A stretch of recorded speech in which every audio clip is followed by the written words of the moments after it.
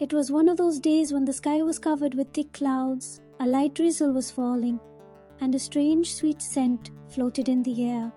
Ali and Sana, two cousins, had always loved adventures. Though they were now 16 and 17, their hearts were still full of childhood curiosity and wonder. Ali noticed an old trunk lying in the corner of the rooftop. It was always locked, but for some reason, that day, it stood open. How did this trunk open? Ali asked, surprised. Sana quickly came over, and together they lifted the lid.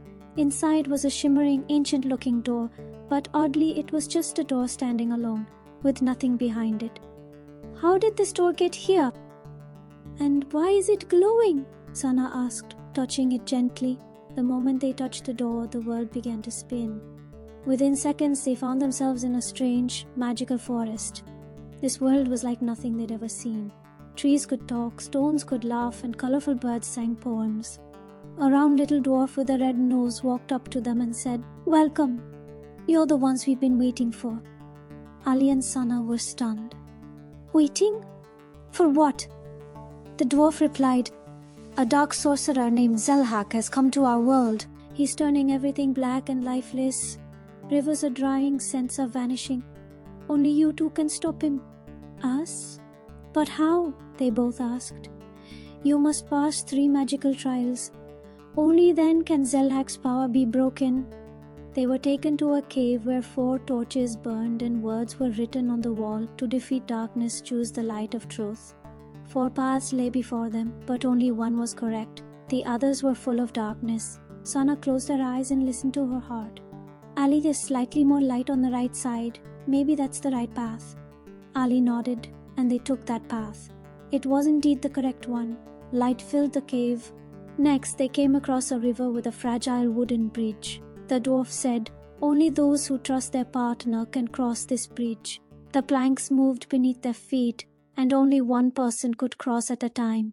Ali said to Sana, "You go first. I trust you." Sana crossed the bridge and encouraged Ali. He followed and made it safely. Flowers began to bloom along the riverbank. Finally, they reached Zelhak's fortress. Tall, dark, and frightening, Zelhak laughed menacingly. "You think you can stop me?" Ali said, "We are not afraid of you." Zelhak pulled out a flaming sword, but Sana raised the magical wand they had earned from the enchanted tree during their trials. "This wand only listens to the brave and the truthful," Sana declared. She raised it to the sky. A bolt of lightning struck Zelhak, and he screamed as he turned into smoke and vanished. The dwarf reappeared and said, "You have saved our world. Now it's time to return. But remember, when the heart is pure and the will is strong, magic always follows."